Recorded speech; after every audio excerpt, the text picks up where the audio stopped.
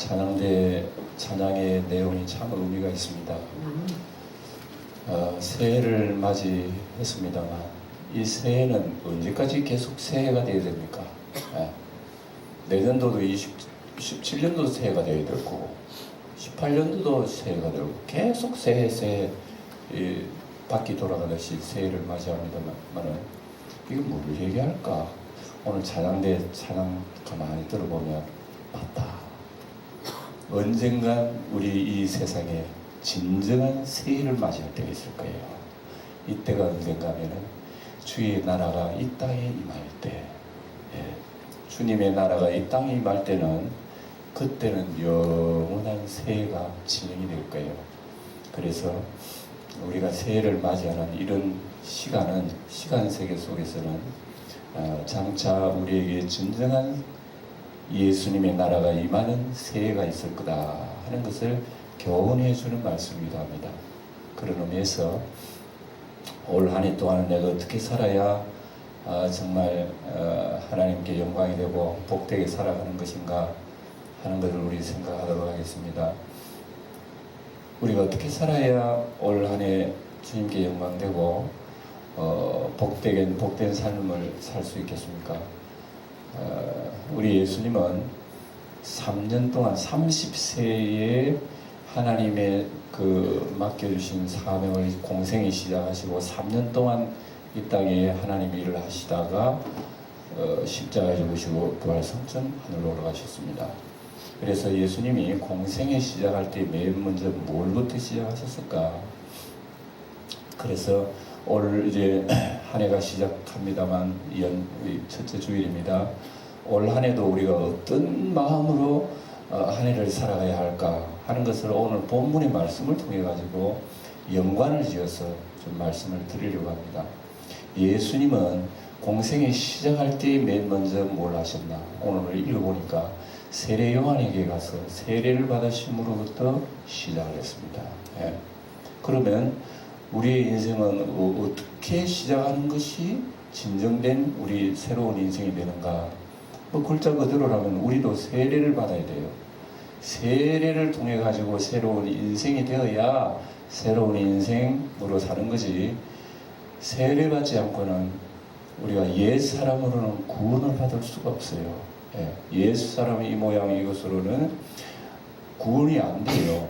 그래서 물과 우리 예수님이 요한복음 3장에 보면 물과 성령으로 거듭나지 아니하면 하나님 나라 들어갈 수 없느니라 그랬습니다. 육으로 난 것은 육이요 영으로 난 것은 영이니 그랬거든요. 그러니까 어머니 뱃속에 태어날 땐 육으로 태어난 거예요. 그러면 육으로 태어나는 것도 있지만 우리 하나님 말씀이 영으로 태어나야 천국에 가는 거예요. 영생하게 되는 거죠. 그러면 우리가 영으로 태어나는 인생에 제일 먼저 하는 게 뭐냐? 이게 세례라고 하는 겁니다. 세례, 거듭나는 건데요. 이미 여러분들 세례 받았으니까 나는 걱정 없는 사람이다 라고 생각하실지 모르지만 오늘 말씀을 조금 의미를 다시 생각해야 됩니다. 이거는 세례교인을 의미하는 게 아니에요. 세례를 받는다고 하는 것은 세례교인을 의미하는 거 아닙니다. 오늘 예수님이 공생이 시작하기 전에 세례를 받으시고 하셨습니다. 그리고 이제 하나님의 일을 하시고 마치시고 승천하셨는데 이것은 큰 의미로 우리의 세상의 모든 인생들은 세례가 없이는 안 돼요. 거듭날 수 없어요. 세례가 아니고는 하나님 나라에 갈 수 없어요.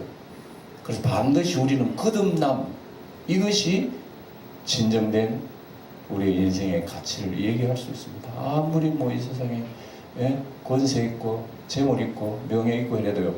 세례의 인생이 안 되면은 그 사람은요. 인생으로서 끝나는 거예요. 이 육신의 인생으로서 끝나는 거예요.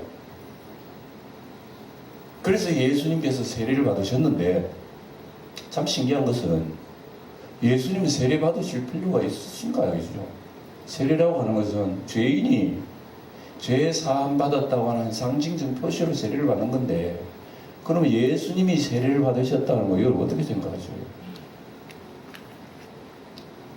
그리고 여러분 예수님이 세례를 받으셨다는 거 이건 말이 이상 안 되는 것 같아.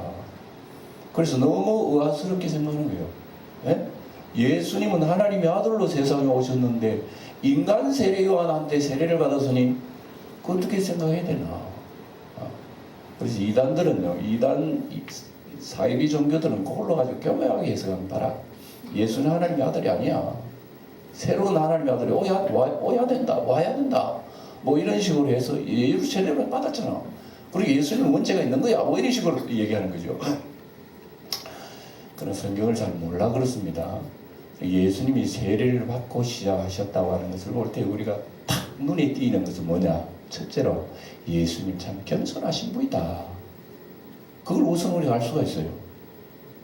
예수님의 지위, 예수님의 체면 다 버리시고 죄인 인간에게 와서 세례를 받으셨다는 것을 어떻게 생각하셔요? 그거 참 첫째로 놀라는 것은 주 예수님께서는 겸손하신 분이다.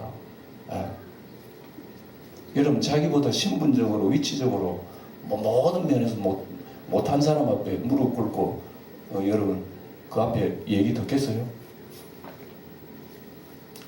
예수님의 겸손을 우리에게 보십니다.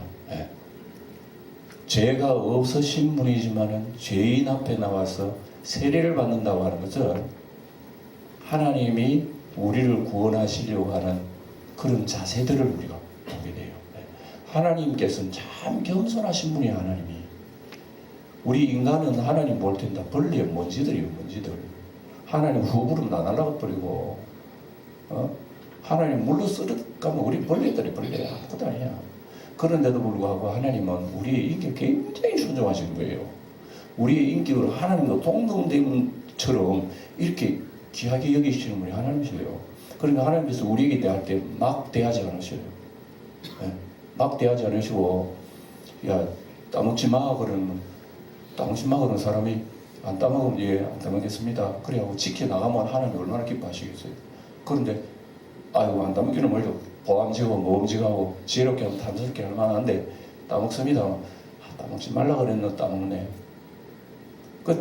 따먹어요 그 생각하를. 저 같으면 탁 손을 털치버리겠어요. 따먹지 말라는데 왜 따먹어? 근데 하나님께서 굳이 따먹겠다 그러면 놔둬버리는 거예요. 이게 하나님께서요 우리의 인격을 굉장히 존중해 주시는 겁니다. 사람이 죄 짓고 이렇게 어려움 당하는 이것이 하나님 우리 인생을 내버린 줄 알지만 그게 아니에요. 거꾸로요. 하나님이 우리 인생을 존중하는 거예요. 존중하기 때문에 존중하는 그것을 사람은 뒤집어버려가지고 악을 저질러버리는 거예요. 하나님을 대항하고. 이런 자세요. 그래서 우리 예수님이 왜 세례를 받으셨나 는 것을 그걸 우리가 이해를 하게 됩니다. 예수님은 세례를 주셔야 할 분이에요. 이제 불과 성령으로 세례를 주신 분이라는 거예요. 예수님이 불과 성령으로. 그 세례를 주시는 분, 불과 성령으로 거듭나야 세례를 받아야지 그게 참 세례예요. 참 세례를 주신 분이 물세례 주시는 분 앞에 가가지고 세례 주시오. 그러면 여러분 굉장하지요. 그러니까 이것은 우리 쉽게 말하면 우리 인생은 바로게 살려면 하나님 앞에 첫째로 겸손해야 되는 거예요. 하나님 앞에 나오는 사람말로 겸손해요. 내 힘과 내 능력, 내 재능으로 산다고 생각하던 사람들도 지금까지 잘 살아왔는데 특별히 하나님 믿는다고 특별히 잘 살 게 뭐 있어. 내 힘으로 살기. 교회 나오라 하지 마. 하나님 믿으라 하지 말았고. 이게 보통 사람 생각 아니겠어요? 그러나 우리 하나님께서는 우리 주님께서 이렇게 세례를 사람에게 받으신 것은 주님의 낮아심, 겸손을 우리에게 보여줍니다. 그러니까 우리가 바른 인생의 삶을 승리하려면 먼저 하나님 앞에 겸손 앞에 하나님이 우리 죄인 앞에 나온다면 우리 죄인은 하나님 앞에 나오는 말도 할 수 없는 거죠. 당연한 거죠. 당연지사. 그걸 이유로 반증해 주는 말씀입니다. 그러니까 우리가 오늘 이 설교 말씀을 듣고 그냥 지나가겠지만 이건 이러한 의미가 굉장히 진합니다. 하나님이 인간 앞에 무릎 꿇고 세례를 받는다면은 사람은 하나님과 말할 것도 없지요. 이게 분명한 진리라는 얘기입니다. 주님께서 그걸 보여주셔요. 두 번째는 본입니다. 주님께서 본을 보여주신 거예요. 그래서 죄인으로서 세례를 받는 것이 당연한데 죄를 안 지으신 분 또 의인으로서 세례를 받는다고 하는 것은 주님의 본입니다. 봐라, 죄 없으신 분도 세례를 받잖나. 그러면 죄 있는 사람들이 세례를 받아야 당연한 거지. 이걸 주님께서 반증해 보여주시는 거죠. 예수님께서 죄 없는 분이 십자가 지셨단 말입니다. 그러면 죄 있는 사람은 십자가 말할 것도 없지. 당연히 죽을 일이지. 이런 역설적인 걸 보여줘요. 우리 예수님이 하신 행동을 통해 가지고. 예수님이 세례 받는다면 누가 세례 안 받을 사람이 있어요? 그러니까 세례 안 받는다는 자체는 인간의 교만인 거예요. 안 받대 세례. 세례 없이 구원 받아요? 세례 없이 영생 받습니까? 세례 없이 제사안 받나요? 세례 없이 우리가 하나님의 복을 받아요? 예수님이 세례를 받아도 우리 인생 말할 것도 없지요. 예수님이 십자가에 지셨다면 여러분 절대로 편한 예수를 믿을 생각하지 마세요. 죄 없는 분이 십자가 지셨는데 그럼 죄 있는 나는 어떻게 십자가는 뭐 100개 져야지 100개 1000개 져야지. 그런데도 우리는 십자가는 잘 안 지려고 그래. 예수 믿는 거 귀찮은 거 잘 안 하려고 그래요. 이게 우리 자신들 아니에요. 그리고 예수님의 세례를 받으신 사건을 통해 가지고 이런 것을 우리가 묵상할 수가 있습니다. 그래서 세례 요한마저도 이게 너무 의아스러워 가지고 아이고 내가 세례를 받아야 당신께 세례를 받아야 할 터인데 당신이 내게로 오시나이까. 세례 요한도 놀래버렸어. 세례 요한도 이해될 수 없는 걸 얘기한 거예요. 내가 세례 받아야 됩니다. 주님께. 근데 주님이 나에게 세례 받다니요. 이 도대체 무슨 뜻이죠? 세례 요한이 지금 그렇게 물은 거예요. 주님 앞에. 그래서 방금 제가 얘기한 이런 뜻이 들어있단 말이에요. 예수님이 왜 세례 받으셨느냐? 죄 없는 하나님의 아들을 세례 받았다면 우리는 세례를 10번, 100번, 1000번 넘게 받아야지. 물질 찍어 바른다고 해서 그 세례가 아니에요. 진정한 세례면 조금 잠시 후에 말씀드리겠습니다만 이런 의미가 있는 거예요. 그래서 주님께서 하시는 말씀이 이제 허락하라. 이렇게 하여 우리가 하나님의 의를 이루는 것이 마땅하니라. 하나님의 의를 이루는 것이 마땅하다. 예수님 그렇게 말씀하셨어요. 네. 하나님의 의를 이룬다고 하는 것은 하나님께서 구약 성경에 약속하셨고 메시아를 통해서 인간에게 구원을 주셨고 인간에게 죄사함을 주시고 영원한 생명을 주시니 모든 것을 이루기 위해서 내가 낮아져야 한다. 하나님의 아들이 죽으셔야 한다. 하는 것이 총체적으로 하신 말씀이 하나님의 의다. 이렇게 하여 하나님의 의를 이루는 것이 마땅하다. 그래놓고 주님은 그 자리에 들어간 거예요. 네. 세례를 받으셨다.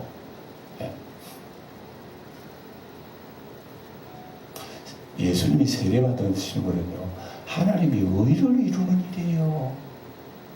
하나님의 의를 이루지 않는다면 예수 왜 세례를 받아요? 너희들이 나한테 세례 받지 내가 왜 너한테 세례 받아? 근데 하나님의 의를 위해서 예수님 낮아주시고요. 우리는 하나님의 의를 위해서 나를 낮춥니까? 우리는 하나님의 의를 위해서 내가 희생합니까? 내 하고 싶은 다 하고 뭐 하나님 잘 우리 소리 얘기잖아요. 그건 세례의 자세가 아니거든. 그건 하나님의 의를 이루는 자세가 아니거든. 하나님의 의를 위해서 이제 허락하라 하는 하나님의 의를 위해서 예수님 낮은 자리에 들어가시는 거예요. 그 자리에. 아무나 들어간 게 아니라는 거예요. 그리고 우리가 예수님이 세례는 하나님의 의를 이루는구나. 그럼 나도 하나님의 의를 이루어 살아야지. 그래 올 한 해 동안도 여러분 2016년도 오늘 돈 잘 벌어가지고 나도 출시하면 해보자 하는 그런 자세는 해버리세요. 물질적인 이런 육신의 정욕, 안목의 정욕, 이생의 자랑 그런 건 적어다가 쓰레기 머리 나오세요. 우리는 그것 때문에 교회 나오는 게 아닙니다. 그거 넣으려면 여러분 부지런히 일하면 돼요. 지금 바깥에 나가가지고. 그럼 돈 잘 벌어요. 예배당 왜 나옵니까? 하나님의 의를 이루기 위해서 나오는 거예요. 하나님의 의를 이루는 건 뭡니까? 내 영혼 구원받고 하나님의 은총 받아 영생 천국 얻는 거예요. 우리는 이걸 위하여 하나님 앞에 나오는 겁니다. 그래서 하나님의 의를 이루는 거예요. 네. 귀찮지만은 주님의 의를 위해서 나도 내 십자가를 지고 가는 거예요. 그래서 주님께서는 세례를 받으셨어요. 세례를 받으시고 주님께서 물속에서 옛날 세례는 침례라 그럽니다. 침례가 성경적으로 맞아요. 네, 우리 성경에 세례라 그래가지고 교회 역사 가운데서는 원래는 침례를 줬어요. 그래서 교회가 이제 사람이 많아지고 강물 없는데 냇물 없는데 그런데 어떻게 세례 줘요? 근데 환경과 처지에 따라서 점점 변하는 겁니다. 이게 이런 물세례 취급하는 거지. 교회 역사에 사도들이 허락했어요. 그렇게 해라. 그래가지고 우리 지금 물세례 취급하는 사도들이 허락한 거에서 우리가 지금 지나가고 있는 겁니다. 예. 그렇다고 해서 침례가 다 뭐 침례 받으면 완전 한 줄로 알지만 그렇지도 않아요. 침례 받고 도둑질 하는 사람도 있어요. 예. 그러니까 이 세례라고 하는 상징적인 얘기고, 그래서 주님께서 일단 세례를 받으시고 물속에 잠기셨어요. 침례라고 하는 물속에 잠기는 겁니다. 잠겼다가 올라오는 거예요. 이게 세례입니다. 세례. 그래서 예수님이 세례를 받으신 의미는 딱 두 가지입니다. 하나는 물속에 잠기는 거하고 그 다음에 올라오는 거하고. 세례는 물속에 잠긴다고 하는 건 무슨 얘기죠? 죽었다는 얘기예요. 죽는다는 얘기입니다. 그래서 세례는 죽는다는 얘기입니다. 죽었다는. 여러분 세례 받으셨죠? 이미 여러분 그리스도 안에 죽었어요. 여러분들. 그럼 생각해 보세요. 그리스도 안에 죽었는데 여러분 살아있어요? 안 살아있어요? 뭐가 살아있어요? 몸의 생명도 살아있고 육신의 욕망도 살아있고 정욕도 살아있고 가슴속의 재성도 살아있고 여전해요. 그래서 우리의 세례는 항상 세례적인 삶을 살아가는 것이 중요하다는 거예요. 세례의 삶을. 세례받았으면 세례의 삶을 살아가는 게 중요합니다. 그래 세례는 첫째로 죽는다고 하는 의미가 있습니다. 골로새서 보면 너희가 세례로 그리스도 합하여 장사 지낸 바 되고 이런 말씀이 있습니다. 세례는 예수님이 물속에 들어간 것은 예수님 죽은 거예요. 그럼 죽음은 죽음으로서 끝나면 안 되잖아요. 그러면 하나님 무능하시잖아요. 그래서 예수님께서 올라오신 거예요. 후 하고 올라오셨죠. 숨을 쉬는 겁니다.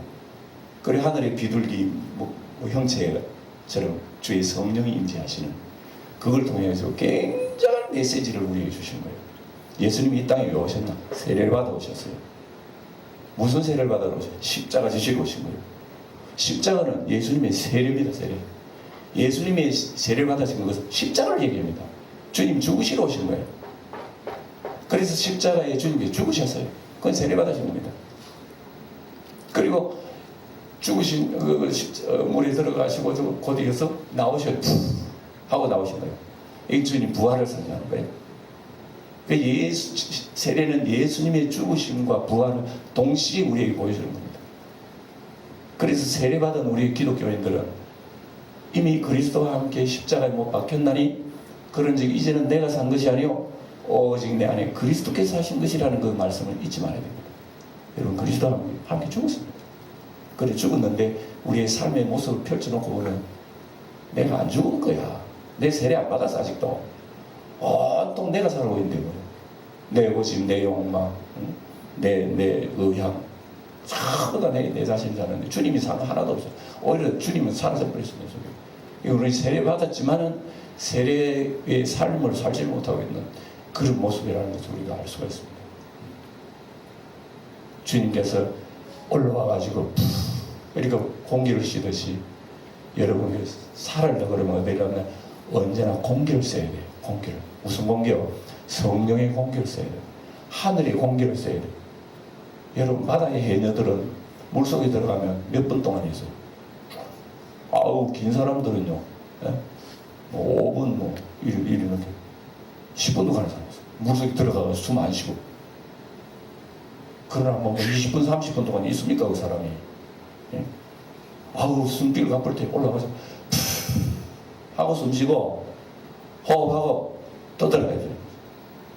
저는 이거 볼 때 우리 교회 나오는 이 시간은 하늘을 향해서 숨을 쉬는 시간이라고 봐요. 하나님 앞에 나오는 시간은요 숨을 쉬는 시간이라. 그래서 하늘의 양식을 먹고 하나님의 은혜를 받고 다시금 또 침수하는 겁니다. 세상으로 나가는 거예요. 세상에 여러분 헤매며 헤엄치다가 살아요. 전복도 따고 고동도 따고 뭘 잡고 다 해요. 그리고 일주일에 하면 또 와야지. 하는 하고 와야 돼. 이런 생활 안 하고 리듬 생활 안 하고요. 세상에 가지고 돌아오지도 않아요. 그건 벌써 영적으로 벌써 장사되는 거예요. 장사 죽은 거예요. 세례만 받아가 안 돼요. 살아나야 돼요. 예. 그리고 예수님의 세례는 바로 이런 의미가 있습니다. 이것은 예수님이 나를 위하여 죄 없으신 하나님의 아들이지만 십자가에 죽으신 거예요. 죽으심으로써 사흘 뒤에 예수님을 하고 부활하신 거라입니다. 오늘 우리의 삶은 이러한 것이 있습니다.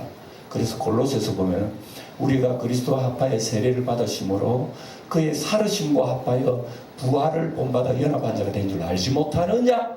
이런 말씀 골로새에 나옵니다. 그리고 우리 예수님 믿는 사람들은 우리도 세례 받았거든요. 그리고 예수님과 세례 받았다는 것은 예수님과 합했다는 그 얘기입니다. 예수님이 십자가에 달려 돌아가시는 그의 현장에 여러분들이 다 있는 거예요. 예수님이 십자가 현장에 여러분도 다 같이 달린 거예요. 죽었어요. 예수님과 함께. 그런데 우리는 그 사실은 믿지만 우리의 삶 속에는 너무나 주님이 나도 함께 십자가에 못 박혔다고 하는 것을 잘 우리가 생각도 안 하고 그렇게 살기도 싫어해요.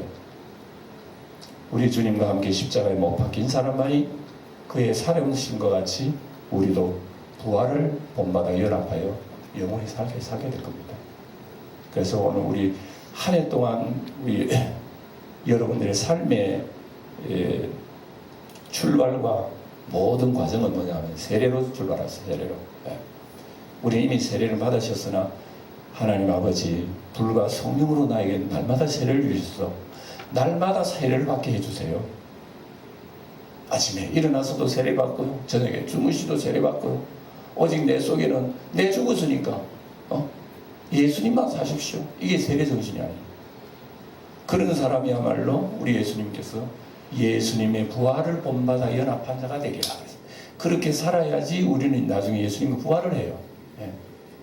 예수님과 함께 죽지 않았는데 어떻게 그렇게 예수님 부활합니까? 예수님과 함께 죽었어야 나중에 예수님 같이 부활하죠. 주님 오실 때 세례교인 여러분들은 다 부활하실 수 있는 성도 여러분 되시길 바랍니다. 얼마나 귀중한지요. 그래서 주님께서 세례를 받으시고 공생에 시작하시고 그리고 난 뒤에 물로 올라오신 거 비둘기 형상의 모양이 비둘기가 나타난 게 아니에요. 비둘기 형상 같은 것이 나타나면서 주님께서 보았어요. 그래서 소리가 났어요. 이런 하늘로부터 내려온 소리가 들리는데 이는 내 사랑하는 아들이요 내 기뻐하는 자라 이 소리가 딱 들리는 거예요. 왜 비둘기 같은 형상이 나타났을까요? 이 비둘기는 노아 홍수 때에 세상 노아 홍수 끝나고 난 뒤에 그 방주에서 비둘기를 내놓았어요. 비둘기 내놓으니까 비둘기가 멀리 가가지고 감람 세입사기를 하나 불고 돌아갔어요. 그리고 노아가 보면서 이야 이제 배가 이제 새로운 세계가 이제 됐네. 새로운 세계를 알려주는 상징적인 짐승이 비둘기입니다. 그래서 예수님 부활을 받으시고 올라오실 때 비둘기 나타났다고 하는 것은 우리를 위한 겁니다. 우리 죄 짓고 하나님 앞에 심판받는 우리 인생들의 새로운 세계가 열리는 상징적인 모습을 우리에게 주신 거예요. 그래서 우리 주님과 합한 사람에게는 이런 하늘이 열리는 세계가 드디어 우리에게 다가오는 겁니다. 이게 이제 주님께서 오실 때 이루어질 겁니다만 우리는 이제 주님의 약속대로 이 비둘기의 약속대로 새로운 세계의 소망을 가지고 있는 사람들이에요. 주님의 음성이 들려오면 이는 내 사랑하는 아들이요 내 기뻐하는 자라 너는 저의 말을 들으라. 마태복음 17장 보면 그 변화산에서 제자들 변화산 올라가는데 놀라운 광경을 바라보고 하늘에서 음성이 들립니다. 이는 내 사랑하는 아들 내 기뻐하는 자라. 그 모세도 있고 엘리야도 있었어요. 이는 내 사랑하는 아들이요 내 기뻐하는 자라 소리 딱 들렸을 때 엘리야 모세가 없어져 버렸습니다. 예수님만 보는 거예요. 엘리야 말을 이제는 안 들어도 돼. 모세 말을 이제 듣지 않아.